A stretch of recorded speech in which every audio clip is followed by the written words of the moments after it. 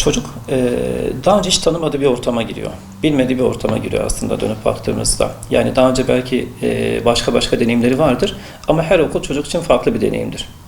Çünkü okuldaki arkadaşlıklar, okuldaki hani düzen, lavabonun nerede oluşu, işte sınıfın nerede oluşu, bir ihtiyacım olduğunda bu ihtiyacımı kimden isteyeceğim, tüm bunlar çocuğun kafasında bir soru işareti olarak durar. Diğer taraftan hani yetişkinler olarak bile çok farklı bir ülkeye gittiğimizde, hiç bilmediğimiz bir yere gittiğimizde hani bir kaygı hissederiz, ne yapacağımızı bilemeyiz. Bir de çocuk gözüyle baktığımızda bu çocuklarda çok daha yüksek derecede hani kendini gösterebiliyor. Bu açıdan anne babanın belki okul başlamadan çocukla beraber okulu ziyaret etmesi, belki oradaki öğretmenlerle tanışması, işte nerede elini yıkaması gerektiğini, lavabonun nerede oluşu, nerede su içebileceği, temel ihtiyaçlarını kısacası nerede giderebileceğini çocukla beraber keşfetmesi çok önemli. Ya da bu ihtiyaçları kimden isteyebileceği çocuk açısından önemli. Çocuk bunları bilirse okul ortamı onun için yabancı ortamdan bir nebze olsun çıkıp daha tanıdık bir ortam haline döndüğü için çocuk daha az kaygı hissedecektir. Diğer tarafta anne babanın da kaygılı olmaması gerekiyor. Yani okulu anlatırken ya da okula bırakırken böyle içi parçalanacakmış gibi hani durup arkasını dönüp gitmemesi gerekiyor. Özellikle veda ederken son yüz ifadesini böyle mutlu mesut bir şekilde çocuğa gösterip öyle veda etmesi gerekiyor. Yani böyle hani yüreğinden, bağrından bir parça bırakıp okuldan ayrılarak hani gitmiş izlenimi verirse çocuğa, bu çocukta daha fazla kaygı oluşturabilir.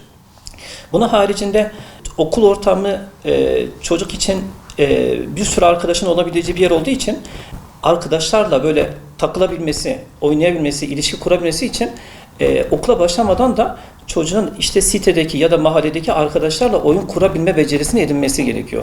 Eğer ki çocuk daha önce akranlarıyla pek iletişim içerisine girmemişse, oynamamışsa çocuk için okul çok daha böyle hani sancılı bir yer olabiliyor. Çünkü orada bir sürü çocuk var. Çocuklarla ilişkiyi nasıl başlatacağını bilmiyor.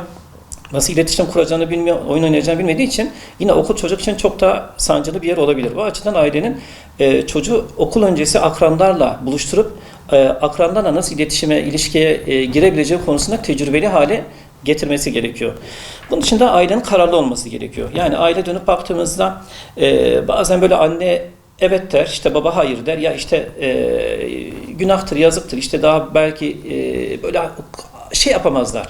Hani çocukla ilgili bir kararsızlık içerisindedirler.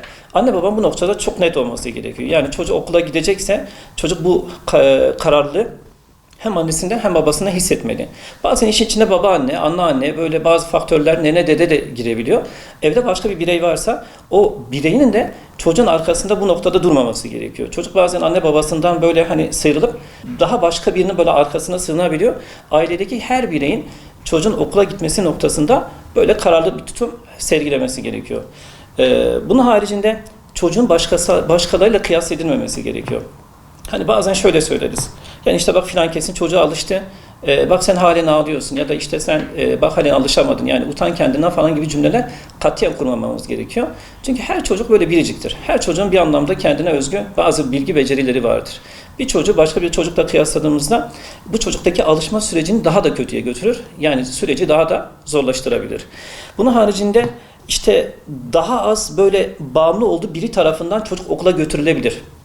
Yani hani şöyle düşünün, çocuk diyelim ki annesine çok düşkün, annesiyle böyle ayrılırken daha böyle kötü ayrılabiliyor, bırakmak istemeyebiliyor. Bu süreçte çocuğu babası getirmesi ya da çocuğu başka birini getirmesi, teyzesini getirmesi ya da halasını getirmesi durumu işin içine sokulabilir. Yani çocuk en azından teyzesinden ya da babasından ayrılırken daha az sancılı, daha böyle rahat ayrılabileceği için o ayrılmak, kopma süreci daha rahat olabilir. Bunun haricinde dönüp baktığımızda şimdi okul ortamı kuralların olduğu bir ortam. Yani çocuk bazı noktalarda oturması gerekiyor, bazı noktalarda bazı etkinlikleri yapması gerekiyor. Eğer ki evde dağınık bir ortam varsa, çocuk böyle yani evde kimin eli kimin cebinde böyle belli değilse, düzensiz, dağınık bir ortam içerisindeyse çocuk okuldaki kurallar ona çok böyle değişik gelebiliyor. Alışamadığı için okul çocuk için daha böyle alışmakta zorlandığı bir yer haline gelebiliyor. Bu da çocuğun okula uyum sürecini zorlaştıran faktörlerin başında geliyor. Diğer taraftan çocuğun bağımsız bir birey olması gerekiyor. Belki çocuktur diyeceksiniz. Yani çocuk tamamen tabii ki bağımsız olamaz. Ama dönüp baktığımızda böyle ayakkabı bağcığını bağlayamayan ya da kıyafetini giyemeyen, fermuarını kapatamayan, bazı yapması gereken sorumlulukları yapamayan, kendi başına yemek yiyemeyen çocuklar okul ortamında daha fazla zorluk çekiyor. Çünkü bir başkasına bağımlı. Bir başkasının onun bazı sorumluluklarını yerine getirmesine alışık olduğu için okulda tek başına kalmak onun için çok daha böyle kötü bir yer haline geliyor. Daha zorluk çektiği için okulda çekinebiliyor. Okul onun için korkutucu bir yer haline gelebiliyor. Bunun dışında ailelerin üzerine durması gereken bir diğer nokta uykusunu almış olması. Belki okulların tatil olduğu dönemde böyle çocukların uyku düzeni bozulmuş olabilir. Çocuklar çok daha geç saatlerde yatıyor olabilir.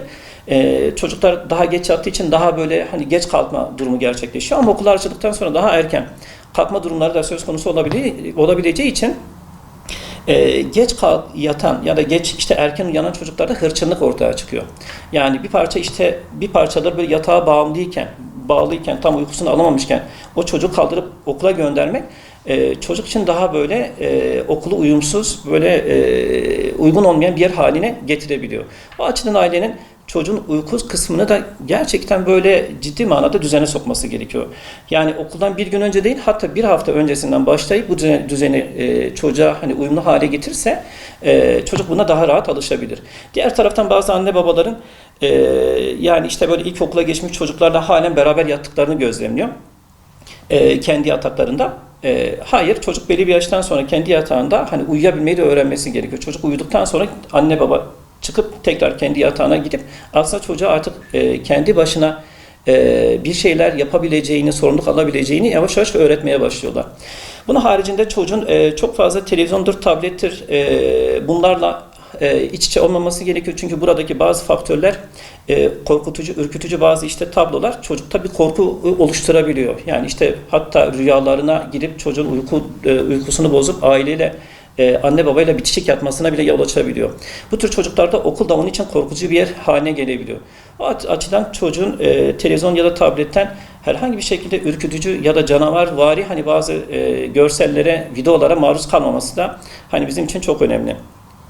Bunun dışında okulla ilgili alışveriş yapıldığında çocuğun da buna katılması önemli. Yani çocuğun da o okul alışverişine dahil olması çocuğu okula daha fazla ısındırabilir.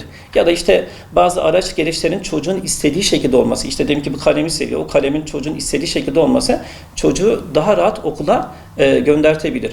Diğer taraftan okula giden çocuklarda zaman kavramı biraz böyle karışıktır. Tam olmayabilir. Anne babam bu noktada net olması gerekiyor. Çünkü okula giden çocuk ne zaman annem babam geri gelip beni alacak kaygısı taşıyabiliyor. Çocuklarda zaman kavramı da tam oluşmadığı için şöyle söyleyebilirler. 3. teneffüsten sonra, 5. teneffüsten sonra, şu yemekten sonra ya da şu saat şuraya gelirse bir anlamda öğretmen belki o noktada yardımcı olabilir. Şu kadran şuraya gelirse şeklinde saat 3, saat 4 demekten ziyade daha somut bir ifadeyle çocuğun annesiyle ne zaman tekrardan buluşabileceği çocuğa gösterilmeli.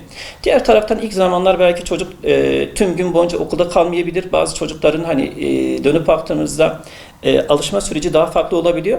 Belki ilk zamanlar biraz daha böyle daha kısa tutulması, gittikçe bu sürecin daha da uzaması bazı çocuklarda gerekebilir. Ailelerin bunlara da dikkat etmesi gerekiyor.